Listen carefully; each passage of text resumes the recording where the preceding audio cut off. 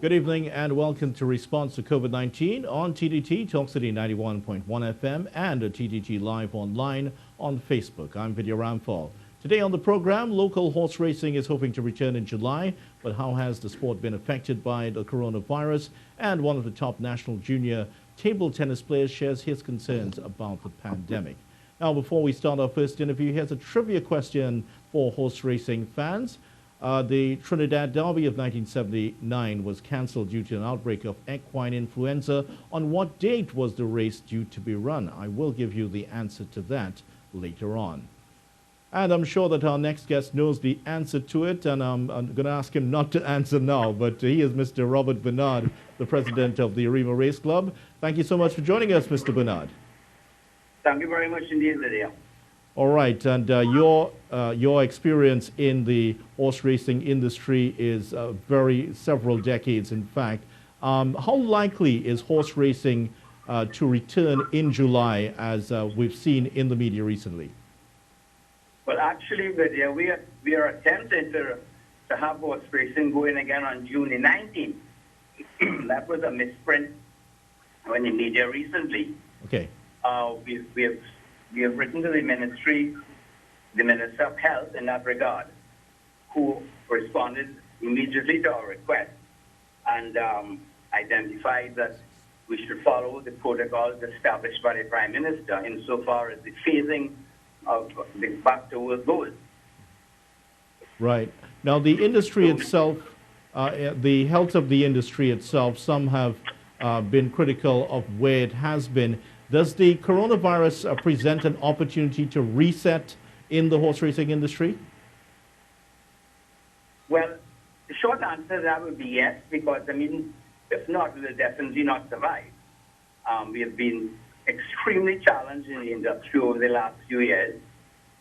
You will recall that in years gone by, before racing was centralized at Arima, there was no other form of gaming at that time. So a lot of the gaming dollar was spent on the horse racing industry.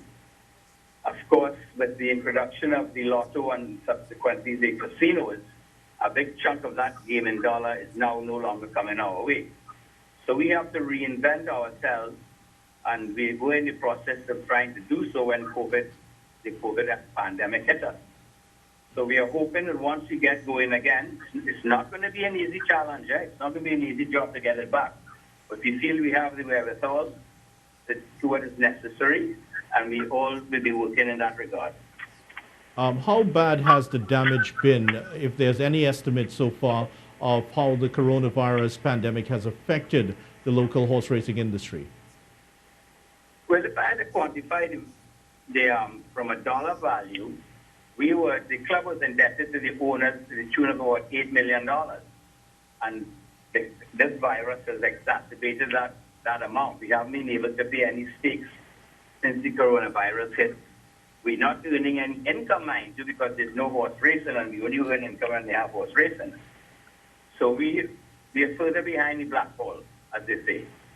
But we feel, as I said, if we can get going by the 19th, we will have a fairly different approach in how we go forward. And with some luck and some determination and grit, we hope to have the industry on solid footing within the next 12 to 18 months. 12 to 18 months, that is a very long time in terms of the way this virus has gone along. Now, the industry itself, a lot of people don't understand how large this industry is as an employer. Is it still around 5,000 people are employed? And could you give us an idea of how the different segments of the industry have been affected? No, it's not as many as 5,000. We estimate that between 1,500 to 1,600 people are employed in the industry, both directly and indirectly. We've got the Arima Race Club as the primary employer, and then we've got the trainers in the paddock who employ grooms. We also have farriers, the grass people who supply grass and bedding, the veterinarians. We've got the stud farms, which they have labor as well.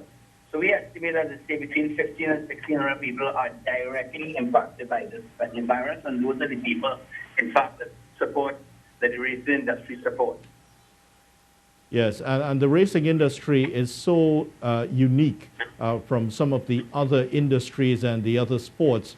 So for instance, cricket and football, they are considering restarting without fans. But for horse racing, that's a bit more technical because the spectators are also punters who form part of the revenue stream. Could you see any situation where horse racing can restart without the fans? Really, truth be told, that is exactly what we plan to do. That is our intention to start, if we can, on the 19th of June. We have, what they refer to as behind closed doors, spectatorless. And we are going to be depending on our mobile bet platform and telephone betting punters to support us to the extent we will be able to have a successful restart. How do those platforms work? Well, it's a web-based platform. You've got to sign up with the Arima Race Club to be part of it. We have between 650 and 700 members who are signed on. And once you have a smartphone or a tablet, you can bet electronically. Mind you, you have to have money in your account to so do, but depositing money to your account is a simple process. So we are hoping, so if we can indeed start on the 19th, to have some of the networks, hopefully TTT will be able to carry our races live on a day and going forward to try to stimulate some interest in the wider community to get involved in the horse racing industry. Well, you've thrown down the gauntlet to us there. Thanks so much. I'm sure the administrators will be looking at that. Yes, you were going to add something. Go ahead. No, what I was going to say, too, what has been happening over the years at Arima, it's not as central as it used to be when in Port of Spain, where we had the Savannah, and a lot of folks used to come to the Savannah, a lot of people as children. That's how I got involved in the industry as a child, going to the Savannah, enjoying the horses. So part of our remake, so to speak, is we want to be able to have a children's park, play park at the River Race Club. We were particularly disappointed recently when the opposition did not support the gaming bill, a bill that they had drawn up themselves while in office, because they would allow us the opportunity to have races on a Sunday. And we would have made it on a Sunday, it would have been a family day. You could have brought your kids to the races and we would have had the play area for them. And that's how we would stimulate the interest in horses. Of course, that didn't happen, so, we have to revisit that as well. Any prospects of that changing in the future, you think? I think eventually it has to change. Let's face it, all major racing jurisdictions worldwide have races on a Sunday, and which are normally big race days in the foreign establishments. So we need to do that because a lot of people now work on a Saturday, and so Sunday really is a free day for most people. So why not spend some time at the races on Sunday? Are there any other innovations that you all are looking at in the situation, the post-COVID situation? Well, besides that, we have to try to generate some income urgently. We are sitting on 165-acre parcel of land in Arima, which is a very, very lucrative spot. So we're hoping to probably sell a couple acres of land to generate some income to meet some of our immediate debts. So we have that on the cards as well. Right. Now, just want to talk about protecting employees, protecting all of the racers, the jockeys, the trainers. What is the ARC, the Arima Race Club, going to do to protect these people, to make sure that there's no chance of a further outbreak? Well, Vidia, what we have done, we've adopted the protocols that are presently in use of Gulfstream Park in Florida, where there is spectatorless racing going on as we speak. And we have adopted those protocols. So it would be with no spectators. It really does not pose a great risk right now because everything that we're going to have there on the day is happening on a normal day at Arima, with all the grooms, the jockeys, the trainers attending to the horses. The only additional personnel we may have on location would be people in stewards, for instance, the timekeepers, and the people in the neutral office, but they will be all segregated. So it's not to say they'll be working on top of each other, so to speak. Right. So there are some plans in place. They have been adopted from other racing jurisdictions. I'm wondering what the typical day of racing is going to look like now with the new normal. What are the main changes that people might see if they come to the races on June 19th? What are the main differences they will see?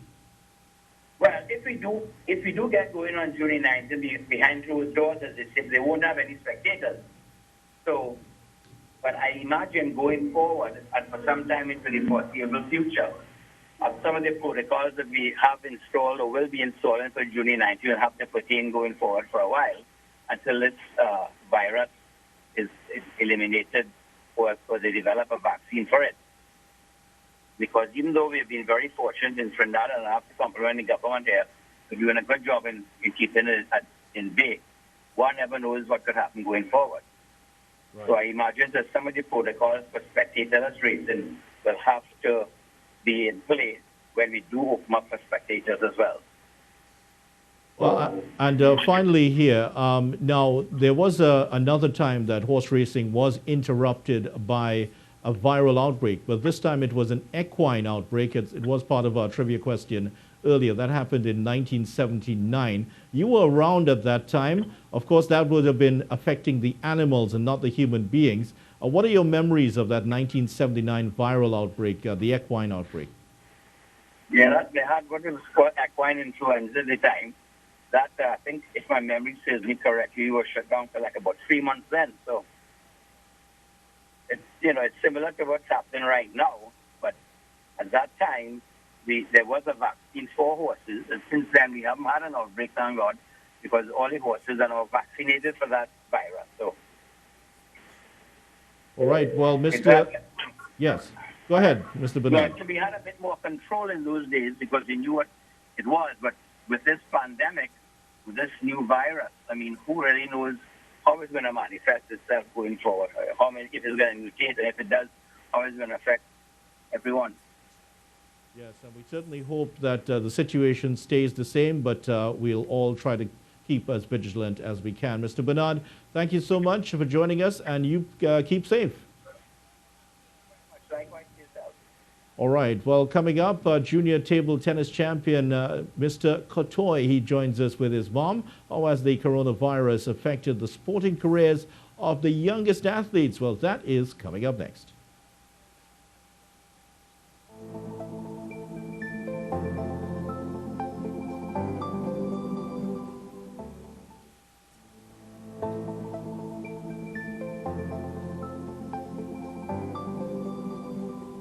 Hey, welcome back. Now, table tennis is one of the many sports affected by the outbreak of COVID-19.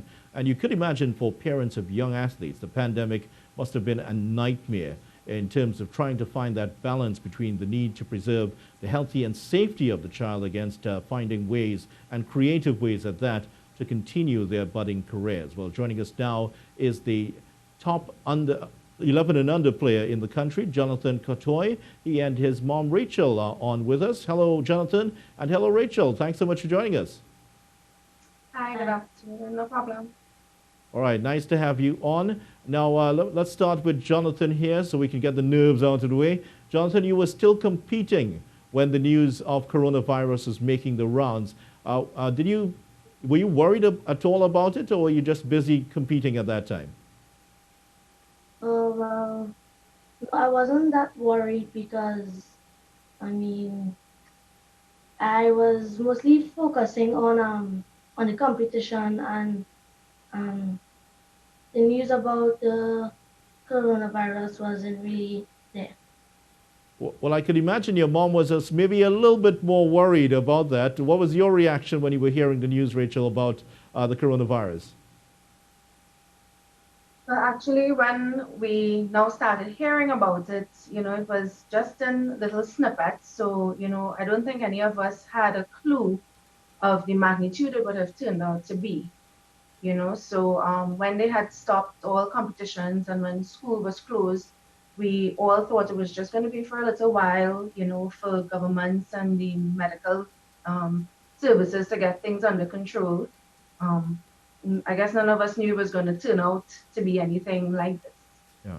Now, Jonathan, when you were told that competitions had to stop, what was your reaction? What were your friends who you played against, some of the other players with you, what were they saying about it? Oh, well, we probably, Go ahead. He has a little nerves. It Okay, happens. I get nervous too. sorry? Yes, go ahead. What was the reaction like from the other tennis, table tennis players?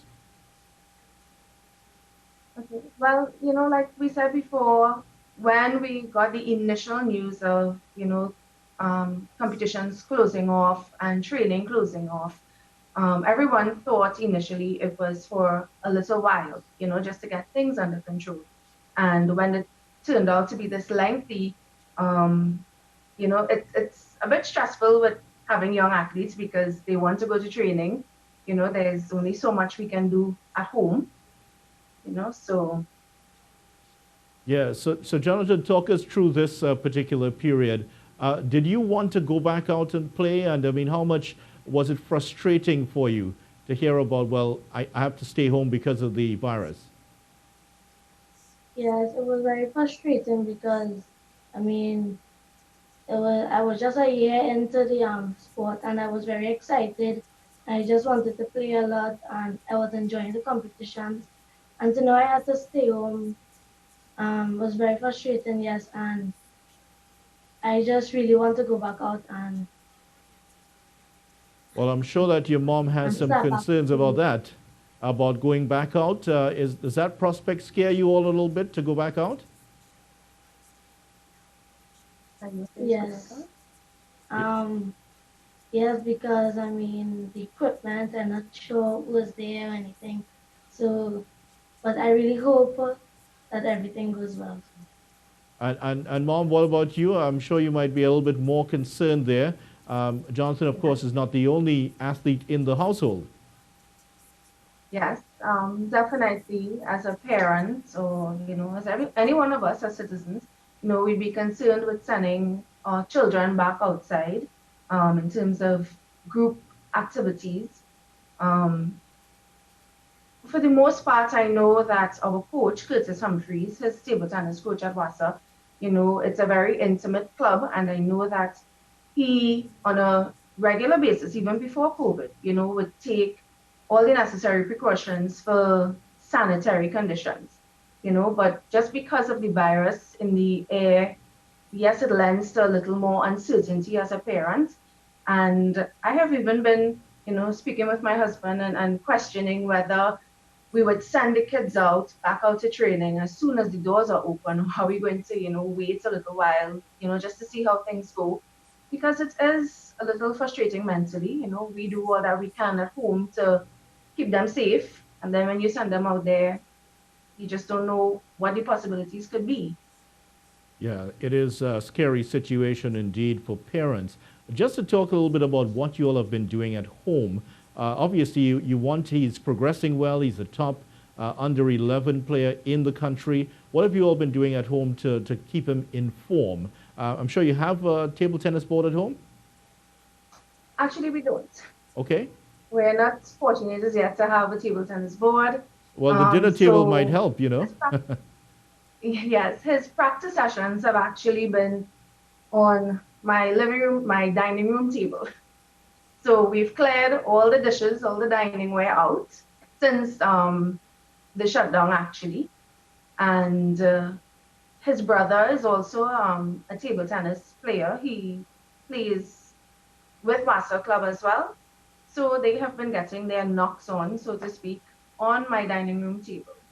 Yeah. Yes, I'm sure we've had a few broken wares here and there. Jonathan, are you the better player or you can take on your brother? Oh yes, for sure I am the better player. I knew you would say that. So you can take him on. How old is he? He is 17 years old. Okay, I'm sure he's not going to enjoy this interview at all whenever it is. But yeah, but in terms of the difficulty, table tennis has its own technical skills and fitness, and so how have you all been working on fitness to keep him ready for when you go back out? Okay, you can share Yes. that. Yeah, my coach Curtis Humphreys has actually been sending like workout routines. So every day I'll do my workout from 5 o'clock to 6 o'clock in the afternoon with my brother. Right, and I'm sure mom is there, mom and dad are there to make sure you get through it. Yes.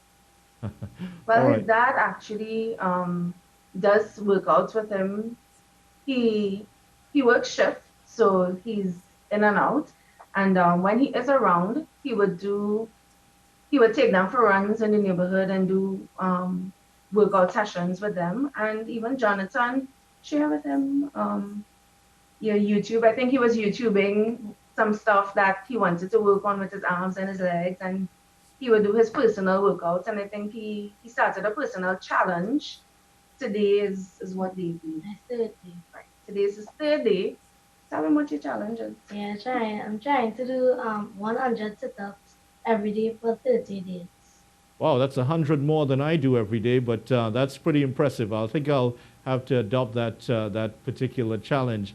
And now, in terms of the continuance of the sport, what are your ambitions, Jonathan? What would you like to do with your career? Where would you like to see yourself going? Yeah, I would like to be a professional player when I get older and represent my country, Trinidad and Tobago. Any particular player you admire, whether it's local or international? Yes. I admire my coach actually. I might probably even be a coach when I get older to share my experience and just teach others the sport. All right. Would you see yourself going into coaching at any time, like just like Mr. Humphreys? Yeah. Any coaching in your career, Jonathan? You see yourself perhaps preparing to become a coach? Yes, sir. Definitely. All right. No, I just want to talk about parenting. I mean, it is a difficult process. Now, how do you all find the time? Because it's not just Jonathan who's involved in table tennis. You have another son who's involved in table tennis, and then you have a daughter who is also involved in volleyball. She was nominated as the Junior Athlete of the Year 2019, which is congratulations for that, by the way. Thank you. How easy is it to balance all three of these athletes going forward? Not easy at all. It's quite challenging. I wouldn't even say at times, every day it's challenging. You know, they all have very different schedules. His elder brother is in Form 5, so he's preparing for exams. And then we still have to factor in our training sessions. Jonathan here has his training sessions as well. And we still try to do something at home or on the side outside of the regular schedules. And then his sister has training, and the volleyball schedules are very, very crazy or hectic, for want of a better word, where they literally have sessions east, west, north, and south. And like I mentioned before, my husband, he works shift. He's a Coast Guard officer. So when he leaves, it's probably for a week or two at a time. And it's very, very challenging, you know, sometimes I, I have to change my hours. I get flex time sometimes, or sometimes we have to miss one or two sessions in between, depending on, you know, how I have to work and to get them to training on time. Then when they come back from training, we have to make sure and get all assignments completed, preparation for dinner. My nights are very long because we have to do dinner, then correction of homework. Then I try to prep meals for the next day before I go to bed, which is usually about no earlier than 12 a.m., probably 1. Then we get up very early, you know, so my elder son gets up at 3:30 to start his day.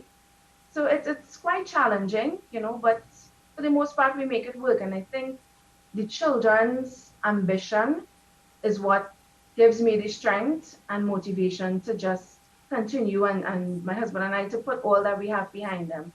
You know, when we think about the day-to-day routines, that can be stressful, But when we just go with the flow of what they are bringing to the table, it's like a breeze. Because, I mean, when I got the news this morning of Jonathan, I just got a clipping when the coach posted it, of the rankings. And we looked at it, I was like, what is that, Jonathan? We made it to number one. I mean, yes, that's our goal and that's what we've been working towards, but to actually see it, come to realization, that's just the satisfaction and the happiness as a parent, that we aim for and we work for. So Yeah. all the hard work, all the sacrifices, all the effort, it's all worth it when we see their results.